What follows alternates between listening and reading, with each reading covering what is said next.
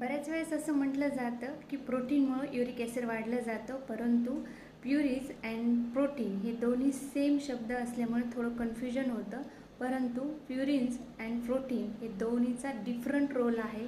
तो म्हणजे ज्या वेळेस आपली बॉडी ही प्रोटीन मेटाबॉलिझ करत असते त्यावेळेस वेस्ट मटेरियल हे युरिया तयार होतं आणि युरिया हा आपल्या बॉडीसाठी हानिकारक नसतो, कारण की आपली बॉडी ती फ्लश आउट करून ते बाहेर काढू शकते म्हणून. परंतु जेव्हा प्युरिन्स हे बॉडी मेटाबॉलिझ करते त्यावेळेस वेस्ट मटेरियल हे युरिक ॲसिड तयार होतं आणि युरिक ॲसिड हा आपल्या शरीरासाठी धोक्याचा आहे, कारण की ते टिश्यू आणि जॉईंटमध्ये क्रिस्टल टाईपमध्ये साचतं आणि त्यामुळे बॉडी बाहेर फेकू शकत नाही.